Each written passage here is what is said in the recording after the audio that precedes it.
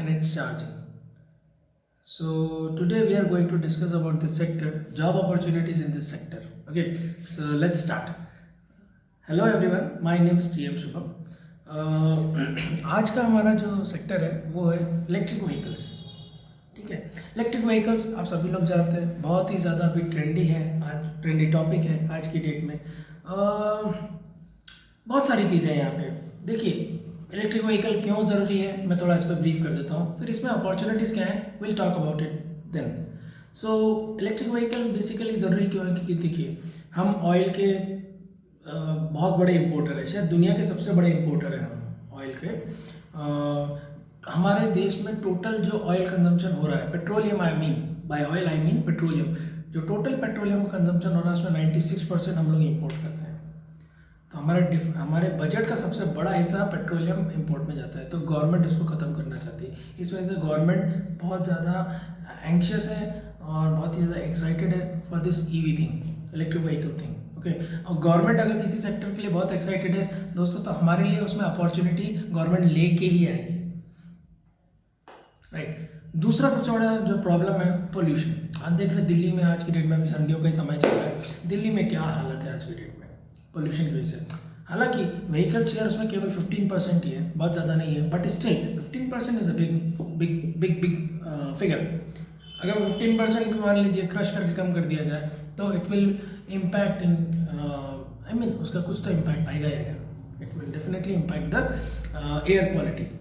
Air quality पे कुछ ना कुछ, दिल्ली की एयर क्वालिटी पे, हमारे देश की एयर क्वालिटी पे भी उसका इम्पैक्ट आएगा ही आएगा। ये प्रॉब्लम सिर्फ दिल्ली की नहीं है। पोल्यूशन की अगर हम बात करें, हमारे देश में बहुत सारे एरियाज़ है, बहुत सारी सिटीज़ हैं जहाँ पर ये पोल्यूशन का प्रॉब्लम है।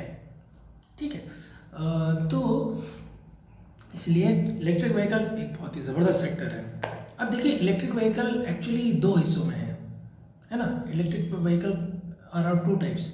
Number 1 is hybrid vehicles and number 2 is pure battery vehicles. ठीक है, अभी इंडिया प्योर बैटरी व्हीकल्स पे आ नहीं पाया है, लेकिन कुछ हाइब्रिड व्हीकल्स हमारे देश में आ गई है।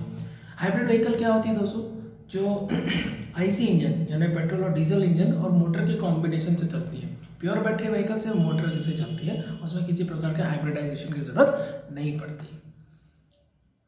तो ये पूरा एक सेक्टर है जो हमारे मतलब, ये मैं सेक्टर के बारे में तो ये मोटा मोटी मैंने आपको इंट्रोडक्शन दे दिया। अब आते हैं इसमें जॉब अपॉर्चुनिटीज़ क्या है। तो देखिए, बेसिकली अगर आप मैकेनिकल इंजीनियर हैं आप ट्रांसमिशन पे काम कर सकते हैं। अगर आप इलेक्ट्रिकल इंजीनियर हैं तो आप motor, power converter, power quality, battery bank, energy management system बोलते हैं, उस पर आप काम कर सकते हैं। अगर आप कंप्यूटर साइंस इंजीनियर हैं तो आप उसमें power conditioning unit, power controller unit होता है, पीसीयू, पावर कंट्रोलर यूनिट होता है, आप उस पर काम कर सकते हैं। यू नो, कई सारे ऑटोमेशन की ज़रूरत पड़ती है, डिटेक्शन सिस्टम्स की ज़रूरत पड़ती है इलेक्ट्रिक व्हीकल में। तो कंप्यूटर इंजीनियर उसमें काम कर सकता है। और आज की डेट में vehicle to vehicle communication, vehicle to charging station communication, क्योंकि जब व्हीकल जैसी चार्जिंग स्टेशन में जाती है तो आपको वहाँ पर अपना एक क्यूआर कोड करके, या अभी आज की डेट में क्यूआर कोड चल रहा है, कल को चल के कोई एडवांस टेक्निक आ जाएगी, आई डोंट नो, तो उस टेक्निक से आप कैशलेस ट्रांसफ़र वगैरह कर सकते हैं। तो आईटी इंजीनियर्स का काम यहाँ पे बहुत आ जाता है। तो देखिए, हर ब्रांच के लिए इस सेक्टर में कुछ ना कुछ है। लेकिन इलेक्ट्रिक व्हीकल्स तो आ रही हैं, आपको मैं इलेक्ट्रिक व्हीकल नहीं, इलेक्ट्रिक व्हीकल की चार्जिंग के बारे में बताऊंगा। क्यों? क्योंकि देखिए, इलेक्ट्रिक व्हीकल के ऑलरेडी बहुत सारी कंपनीज आ गई हैं। आप देखिए, there is one company Sun Mobility, उसने अपनी गाड़ियाँ निकालना चालू कर दी है। There is one Ather Energy, उसने अपनी गाड़ियाँ, महिंद्रा इलेक्ट्रिक, आप सब इलेक्ट्रिक ई मोबिलिटी से कंपनी को आप सभी जानते हैं, हीरो इलेक्ट्रिक को आप सब जानते हैं। बहुत सारी कंपनी इलेक्ट्रिक व्हीकल्स पे काम ऑलरेडी कर रही हैं। हमारे लिए उसमें जो ऑलरेडी मार्केट में है, हमारा उसमें खास कुछ काम नहीं है। लेकिन चार्जिंग सिस्टम, हम बात करेंगे चार्जिंग स्टेशंस पे। चार्जिंग स्टेशंस एक बहुत ज़बरदस्त अपॉर्चुनिटी है हम सब के लिए। क्यों? हमारे देश की गवर्नमेंट ने ये अनुमान लगाया है, ये एक एस्टिमेट लगाया है that we will require at least 4 lakh charging stations by 2025. As of today, we have 92 charging stations. We are in 2020, my friends, my dear friends. We are in 2020. 2020 में कुल 92 चार्जिंग स्टेशन हैं and government is targeting 4 lakh charging station. Just see the figure. In 5 years, you will need 3,99,908 charging stations. It's a huge figure. अब charging stations बनते हैं तो उसमें आप consultancy का काम कर सकते हैं, क्योंकि बिना कंसल्टेंसी के एक बिल्डिंग नहीं बनती, तो चार्जिंग स्टेशन कहाँ से बन जाएगा. अगर बैटरी की बात करें, क्योंकि इतने सारे चार्जिंग स्टेशंस बनेंगे तो एनर्जी स्टोरेज लगेगा. एनर्जी स्टोरेज के लिए आप सुपर कैपेसिटर लगाते हैं, आप पावर बैंक लगाते हैं. दोनों में केमिकल इंजीनियर के लिए बहुत अच्छी अपॉर्चुनिटीज़ हैं. जब बात करते हैं तो देखिए व्हीकल अल्टीमेटली चार्जिंग स्टेशन में व्हीकल चार्ज कहाँ से होगा, हमारे ग्रिड से. तो you need a smart grid, और स्मार्ट ग्रिड के लिए आपको इलेक्ट्रिकल इंजीनियरिंग, कंप्यूटर इंजीनियरिंग का कॉम्बिनेशन चाहिए. डेटा, जब इलेक्ट्रिक व्हीकल चार्जिंग की बात आएगी, you need so much of data, क्योंकि जब एक गाड़ी जाएगी, वही जब मैंने पेमेंट सिस्टम आपको बताया था, बिना आपकी आइडेंटिटी के आप पेमेंट नहीं कर पाओगे. You need some smart system. So वो डेटा कलेक्शन उसमें बहुत सारा होगा. तो कंप्यूटर साइंस इंजीनियर के लिए भी बहुत सारी अपॉर्चुनिटीज़ हैं. ऑलरेडी इस एरिया में, इस फील्ड में बहुत सारी कंपनीज उतर चुकी हैं, जैसे हीरो इलेक्ट्रिक हो जाए, या फिर आपके महिंद्रा इलेक्ट्रिक हो जाए, या फिर आपके लोहिया ऑटो, अथर एनर्जी. ये तो हमारे देश के प्लेयर्स हो गए. इंटरनेशनल ग्लोबल प्लेयर्स जो है वो ABB है, सीमेंस है, delta, Schneider and Bosch.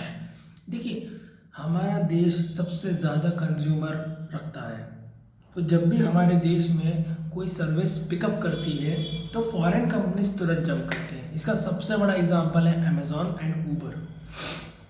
Flipkart और ओला का जैसे ही बिजनेस पिकअप हुआ था, ऊबर और अमेजॉन दोनों ने अपनी सर्विसेज लॉन्च कर दी थी इन क्विक सक्सेशन.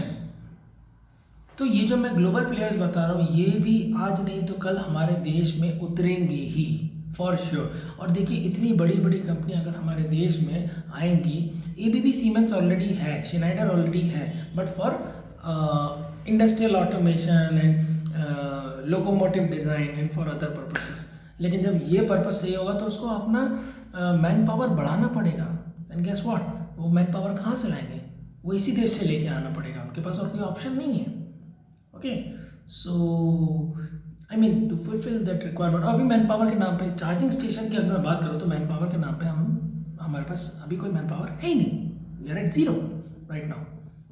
यही कारण है कि अभी जो स्टेशंस बनाए भी गए हैं चार्जिंग स्टेशंस, वो IOCL, NTPC या फिर कोई तो गवर्नमेंट बॉडी उसके पीछे है. प्राइवेट प्लेयर्स ने मैंने सन मोबिलिटी के बारे में सुना था कि कुछ बैटरी स्वैपिंग उसने स्टेशन बनाए, बट देखिए बैटरी स्वैपिंग फ्यूचर टेक्नोलॉजी नहीं है. अमेरिका में आज से 15 साल पहले बैटरी स्वैपिंग टेक्नोलॉजी यूज़ हुई थी, बट वो 2-5 सालों के लिए. Battery swapping technology will just serve the transition period. अभी हम सिर्फ IC इंजन पे काम कर रहे हैं. IC इंजन से बैटरी व्हीकल पे आने का जो ट्रांजिशन है वो 5 से 10 साल का होता है. तो वो 2-5 साल के लिए बैटरी स्वैपिंग टेक्नोलॉजी यूज़ होती है, लेकिन आगे चल के फुल फ्लेश चार्जिंग स्टेशन ही हमें चाहिए. अब चार्जिंग स्टेशंस में भी बहुत काम चल रहा है. कॉन्टैक्ट चार्जिंग स्टेशंस भी हैं, कंडक्टिव चार्जिंग स्टेशंस, और कॉन्टैक्ट लेस यानी इंडक्टिव चार्जिंग स्टेशंस भी आ गए वायरलेस पावर ट्रांसफ़र के थ्रू. तो खैर वो रिसर्च का एरिया है, वो हम यहाँ पर डिस्कस नहीं करेंगे. बट देखिए ऐसी इतनी बड़ी अपॉर्चुनिटीज़ हैं इस सेक्टर में. तो दोस्तों मुझे लगता है कि अगर आप इस सेक्टर में जानना चाहते हैं तो आपको मोटर्स के बारे में बहुत अच्छे से पढ़ना चाहिए, आपको बैटरीज के बारे में बहुत अच्छे से पढ़ना चाहिए, आपको एनर्जी मैनेजमेंट सिस्टम के बारे में, स्मार्ट ग्रिड के बारे में, पावर क्वालिटी इश्यूज एंड मेरे दिमाग में और कुछ आ नहीं रहा है. That's it. या सो ये चीज़ें आपको के बारे में आप लोग को पढ़ना चाहिए मेरी समझ से. तो मेरे ख्याल से इसमें और कुछ बताने के लिए मेरे पास है नहीं.